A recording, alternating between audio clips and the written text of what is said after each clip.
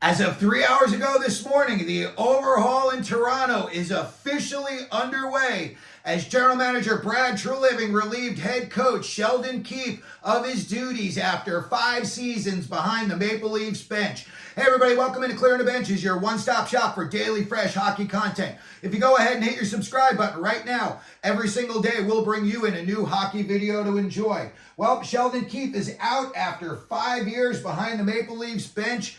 During the regular season, he did an excellent job. He was 212, 97, and 40. I think what ultimately cost him his job is the fact that they only won one playoff series in his 5 years. He's only 43 years old. I think teams like San Jose and New Jersey, where they've got a lot of young star power on the rise, would be interested in seeing if he'd may want to coach their franchises. When I look at the Maple Leafs and their lineup and like what a head coach is looking at when he's saying, do I want to take this job or not? First thing is, Brad Treliving's got 8 UFAs right now. You got Domi and Bertuzzi in that group. You got guys like Ryan Reeves on that lineup for 2 more years. You know, you want to see if the next coach wants a guy like him on his roster or not. You got guys like Tavares and Marner, combined $22 million a season. It just has not worked out with them as Tavares as their captain. He only had 2 points in 7 playoff games against the Bruins. I think they need a nasty captain. I think they need, one of the Tkachuk brothers. They need a guy who's, going to drop the gloves, get involved. I know they're not going to get either of the Tkachuk brothers, but I think that's exactly the type of guy that they need on their bench. Somebody who's going to step up in the locker room, somebody who's going to calm things down, and somebody who's going to make guys listen. I just don't think Tavares or, Matthews, Marner, Nylander, I don't think any of those guys are step up into the middle of the room type of guys.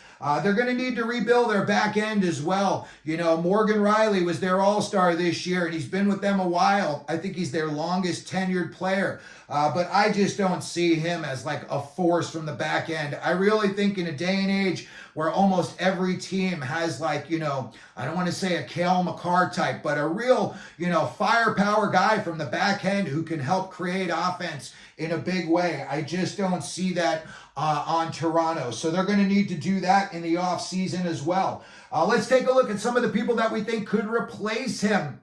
And the first guy I think any team in the NHL looking for a coach is calling is Jay Woodcroft. And I think he would be an excellent fit for the Leafs.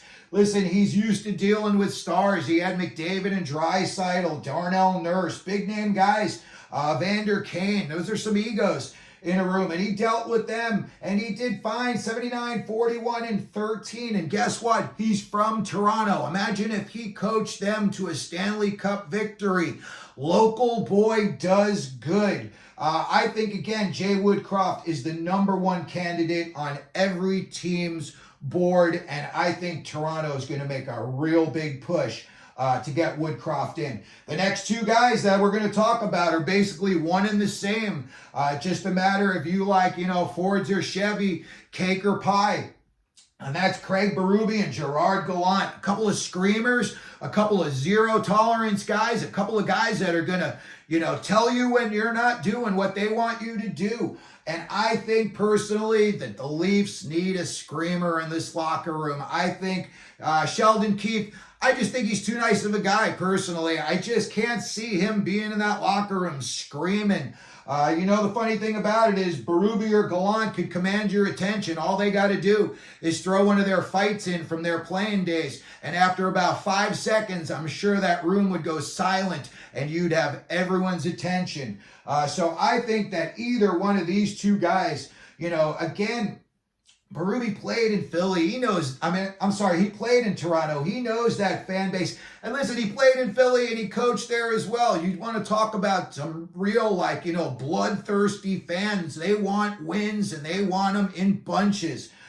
So I could see Berube and Gallant both being thick-skinned enough to deal with that Toronto media. I know every single day they're in cup or bust mode. I'm sure, as a head coach, anytime you're at the coffee shop, someone asks you, are we winning the cup this year, coach?